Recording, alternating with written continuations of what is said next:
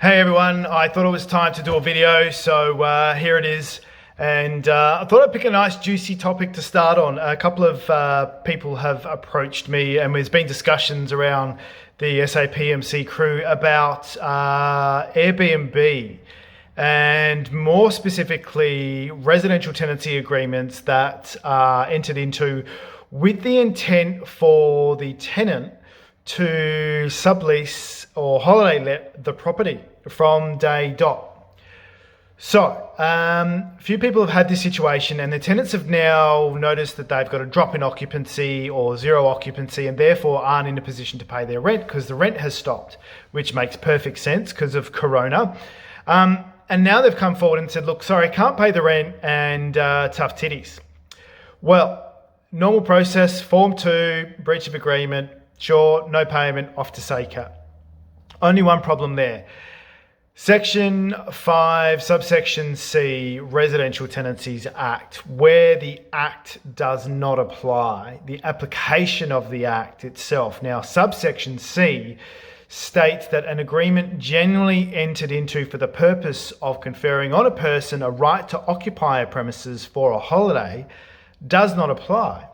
So what that means is if you're knowingly renting out a property, even with a written residential tenancy agreement in place, if you know that that tenant has every intent of subleasing for the purpose of running a business, generating income, then your residential tenancy agreement is in effect potentially worth nothing. It is not valid. It is something that SACAT might throw in the bin and say, sorry, this is not in our jurisdiction.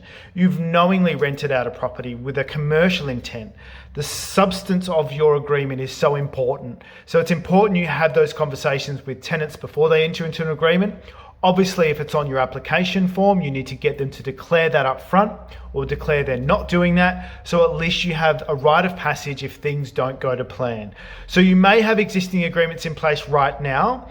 Those agreements could be at risk. It is on you to try and negotiate your way out of them. Find a way to get your tenant either out of the property so you can start fresh.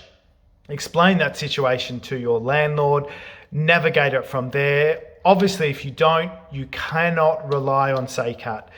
It is not a process that they are going to hear, and therefore that next step is a civil matter through the magistrate's court.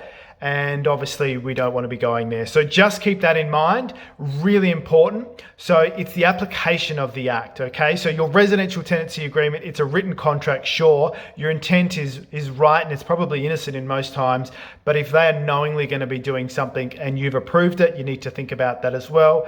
Needless to say, obviously the flow on effects for insurance and that sort of thing as well. So grab a hold of it, make sure you're on top of it, negotiate and navigate, get it sorted out, prevent it through your residential tenancy application, make sure you get them to declare that up front, and then it should be pretty smooth sailing. And just be aware of it. So section 5, subsection C, get around it. If you've got any questions, let me know. Feel free to flick an email, jump on my website, or obviously get involved in the banter on the SAPMC.